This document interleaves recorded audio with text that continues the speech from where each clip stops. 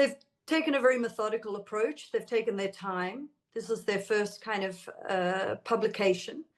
And what I can see from it is that it is consistent with my earlier findings, although they have been able to deal with more cases and to be able to kind of establish a pattern over 6 different sites, and through looking at also forensic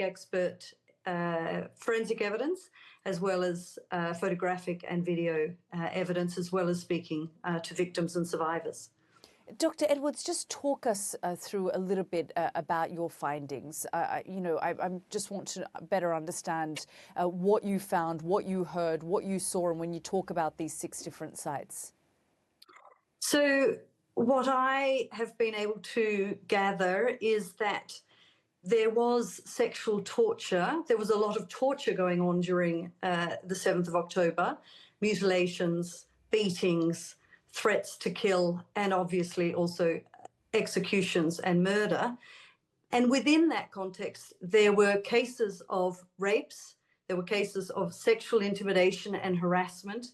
And what was very strange about this particular context was mutilations and gunshots to breasts and genital areas of females. And that is particularly disturbing. It's unclear whether that was pre or post-mortem. And of course, we are now at this stage of trying to piece that together. And so you were able to travel to Israel to go to some of these kibbutzim, and tell me how you gathered your information. So I've spoken to a number of witnesses. I've also had a lot of documentary evidence presented to me. I have visited, though, a few of those sites in Israel. Regrettably, a long time after the events, it is always important that evidence gathering happens contemporaneous with those events. I would say that the Israeli authorities made some missteps in the early stages of recovering bodies, of documenting the scenes. They are aware of those, and also this Jewish right to return bodies within a very short period of time. And I think within that mass atrocity event where you're dealing with 1,200 bodies, there were some missteps, and regrettably, the issue of sexual torture and sexual violations was not at that point high on the agenda. How does anyone serve justice, and how do you hold the perpetrators accountable? I mean, you've assessed and looked at multiple conflicts where sexual violence, rape is used as a weapon of war, not just, in Israel by Hamas, but other conflicts as well. And you talk there about the fact that many Israeli women and those who feel that these things happen to them were ignored.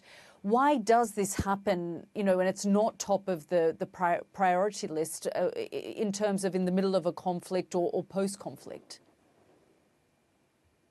Yes, we still have a blind side to what's happening to women in armed conflict. We've made enormous progress.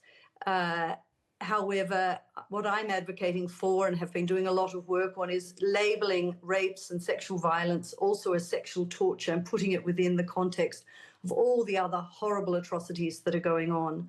I should also point out that I've done a lot of work also in the context of reviewing the practices of Israel in respect of Palestinian detainees. And on that side too, there will need to be a serious reckoning. There have been allegations of torture and ill treatment against both male and female detainees that have included sexual assaults by objects, being urinated upon while naked, humiliating ceremonies, and also I'm following up on one very serious case of rape.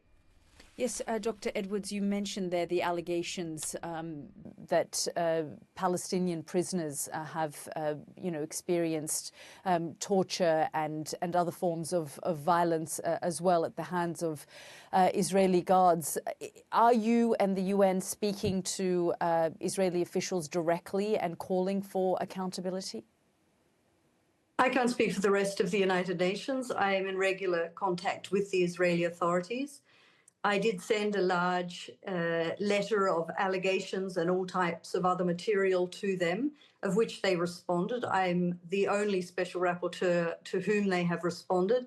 And this is partly because I am looking at both sides. I'm making sure that whichever violations happen, that there's a documentation that is presented, and that there is follow-up, that I do actually meet with the Israeli authorities and speak to them one-on-one to hear what's happening, to press them for improved treatment of the Palestinians, and obviously to investigate any complaints of torture and ill treatment, of which there are many.